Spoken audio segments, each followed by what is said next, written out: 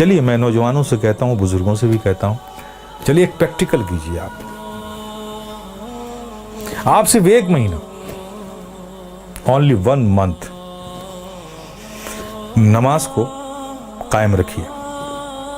کچھ بھی ہو جائے, ٹرین چھوٹتی ہے چھوٹ جائے, گاڑی چھوٹتی ہے چھوٹ جائے, کچھ بھی ہو جائے, لیکن نماز مت چھوڑیے.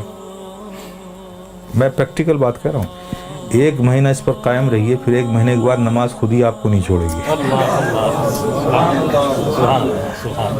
آپ کر کے تو دیکھو یار, کر کے تو دیکھو میرے پیارے, پھر دیکھو کیا لطف آتا ہے.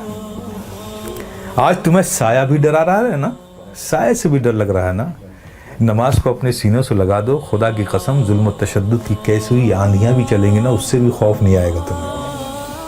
جو بندہ 5 وقت اپنے رب کی بارگاہ میں حاضر رہتا ہو.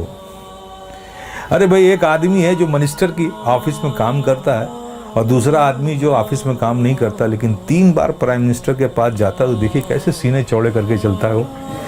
اس کا آنا جانا پی ایم کے آفس میں ہے. دیکھیے اس سے لوگ ملتے, ارے صاحب یہ پی ایم کے یہاں, اس سے پی ایم سے تعلقات ہیں, پی ایم کے یہاں آ جاتا ہے, ہمارے پریزیڈنٹ سے اس کے تعلق. دیکھیے کتنا بے خوف گھومتا ہے اس ملک میں. اور تم, اللہ نے کتنا فضل فرمایا کہ 5 وقت تمہیں یہ سعادت نصیب کرتا ہے. میرے بندو آؤ میری بارگاہ میں, جب تم کھڑے ہوتے ہو تو میں تمہیں دیکھتا ہوں, تمہاری عبادت, اور ایسی حالت میں کھڑے ہوتے ہو, ایسی حالت میں کھڑے ہوتے ہو. چونکہ میں دیکھوں گا نا, تو میں جسے دیکھوں اس کی حالت بھی تو ویسی ہو. پیارے آقا صلی اللہ علیہ وسلم ارشاد فرماتے ہیں کہ رب نے فرمایا, جب ایک بندہ نماز کے لیے مسجد میں جاتا ہے اور نماز کے لیے وہ کھڑا ہوتا ہے, تو کھڑے ہونے سے پہلے رب فرماتا ہے فرشتوں سے, اے فرشتوں, اس کے اندر جتنے گناہ ہیں نا وہ اس سے جدا کر لو, نکال لو, ان سارے گناہوں کو الگ کر دو اس سے. فرشتے اس کے سارے گناہ نکال لیتے ہیں.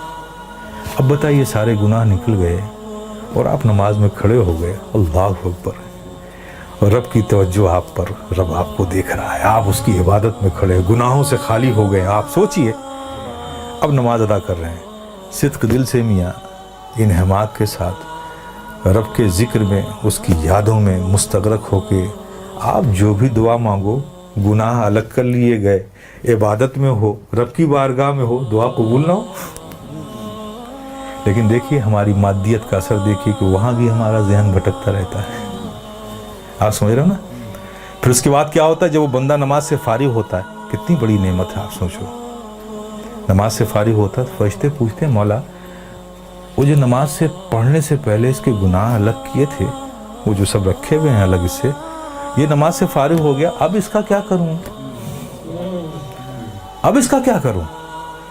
تو رب فرماتا ہے, جب تم نے الگ کر لیا ہے تو الگ ہی رہنے دو. آئے ہے, کتنی بڑی نعمت سے ہم محروم ہو رہے ہیں خدا کی قسم ہیں. اس لیے میرے عزیز, میرے پیارے, یہ بہت بڑی نعمت ہے, بہت بڑی نعمت.